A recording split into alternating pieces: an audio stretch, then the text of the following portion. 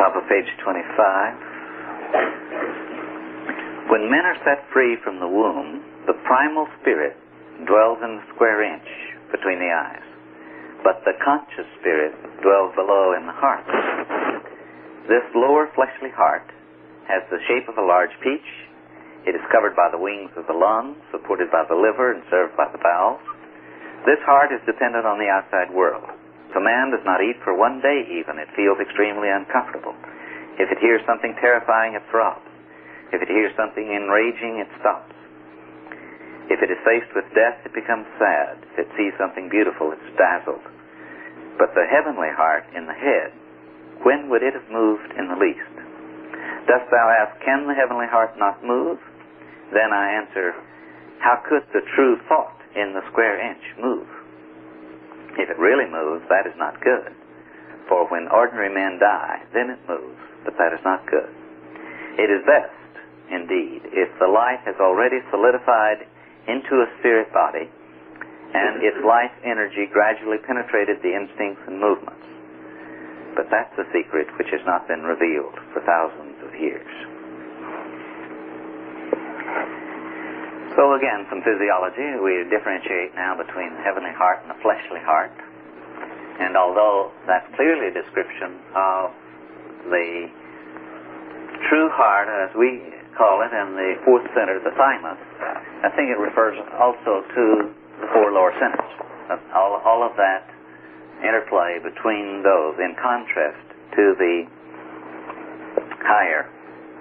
Now, the four lower centers, like the heart, they jump around, all kinds of emotions and so on. And of course, there's a great deal of mystery in this paragraph about the movement of the heavenly heart, but just one consideration.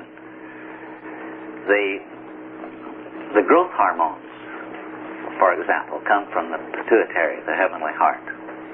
I've read recently of a therapy that has been given for adults with some pituitary difficulty, and they may grow a foot. You have a 6-foot adult, and all of a sudden that person starts to grow again. You see, if the heavenly heart moves, in other words, if all of the functioning of the pituitary began to work out of its proper integration, if it jumped around like the adrenals, that would not be good at all. Interesting, Herb. I like that. Remind you of in the functioning of the pituitary, which you all have working all the time. One of its activities, most interesting symbology for me, and you've all gone through this, and you didn't even know when it happened. But you knew the results of it. Boy, did you know the results. One day, the pituitary created a hormone. First time that hormone has ever been in your body, and it won't stay long. It has but one function. It's to go down and kick the adrenal glands to secrete another hormone. This is a new creation. Another hormone, never been in your body, and it won't be there long. Second creation.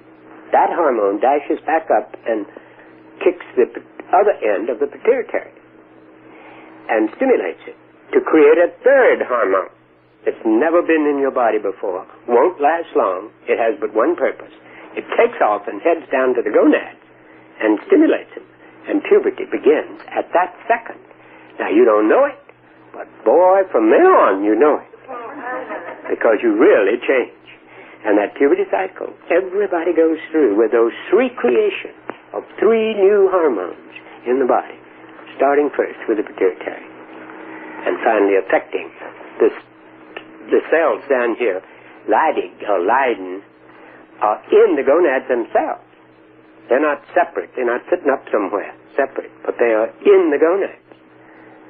And they're stimulated. We set them there as two different centers, but they're centers within centers. Had an awful time with that. Dad said they're in and above, and we tried to find them, and it's very difficult. They're in the adrenals, some of these same cells of the Leydig are in the adrenals also. Now, keeping this that Lynn has shared with us in mind about the sequence of steps in the onset of puberty, we have reason to believe, especially from this text where it says that at the moment of birth, human nature and life are separated, and unless the utmost tranquility and absorption are achieved, they never see each other again. We have reason to believe that just as there's a potential for puberty or another that is not so certain, in a sense, as the transformation that takes place in a woman at the time of conception, literally. Some women have that process take place and some do not.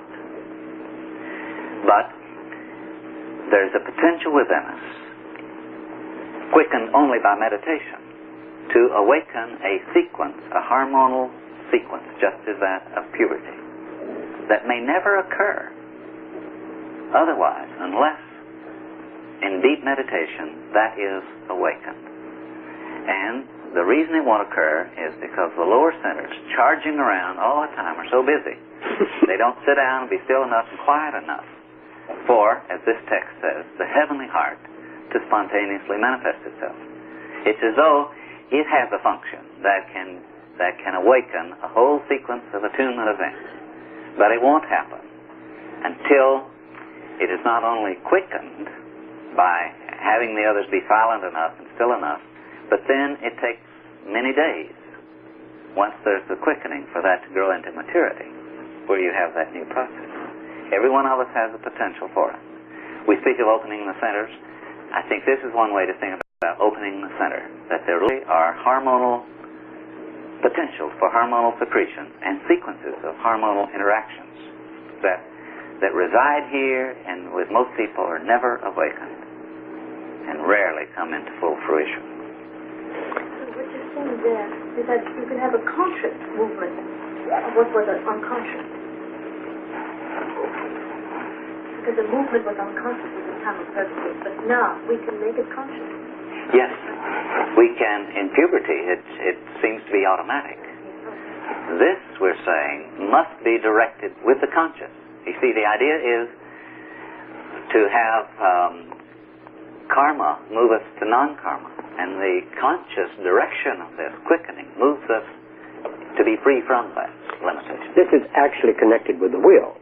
We have to make a choice to do this. The will has to be stimulated enough to make such a choice, to direct the self to go in this direction. The reason is in the next chapter, the next thing here. You know, we're coming very close to covering 22 paragraphs here, which is what we have to cover every day. Right. When we refer to one of these centers, we're referring to several systems. Not just the endocrine gland, which is the thymus. It is also the heart center, literally the heart. It's also the air center, so the lungs are involved. There's also for each of these centers a nerve center called a plexus. So there's the solar plexus, the cardiac plexus, the laryngeal plexus. All of these are involved in that center.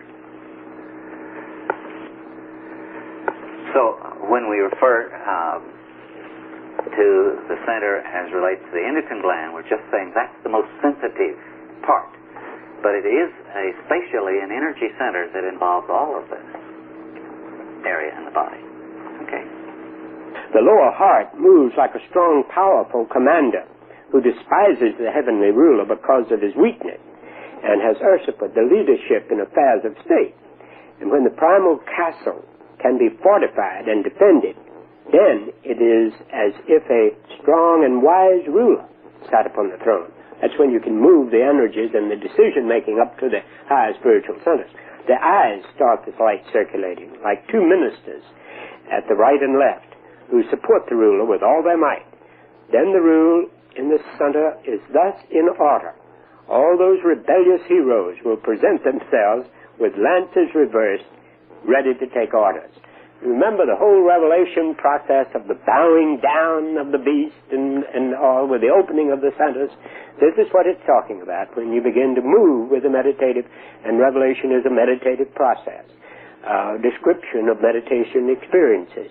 Then the change begins to take place and the higher centers begin to take over. You remember, have you ever wondered what in the world the Bible was talking about with the heart is desperately wicked? You know, it's a funny phrase stuck in there. This is what it's talking about. These lower centers that take over. And unless we turn it over to this higher spot. We almost you read past it now, you heard. A comment. These four have survival and emergency functions, and like the adrenals, and they can literally override the quieter, more integrated movement of the pituitary. And they usurp this power. They take over. They're unruly.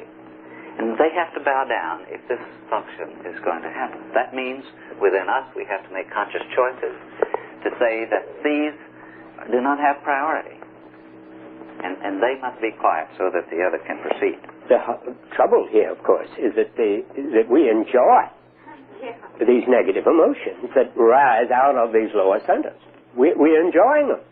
And we hate to give them up. I've written a whole blasted book on one of them, practically, on the adrenals here that relate to the fear business. We love to be scared. We love to be afraid, and we swear that we don't. But we rush right around scaring the daylights out of ourselves all the time. And this enjoyment of the negative really gets us and holds us and traps us down here in these lower regions.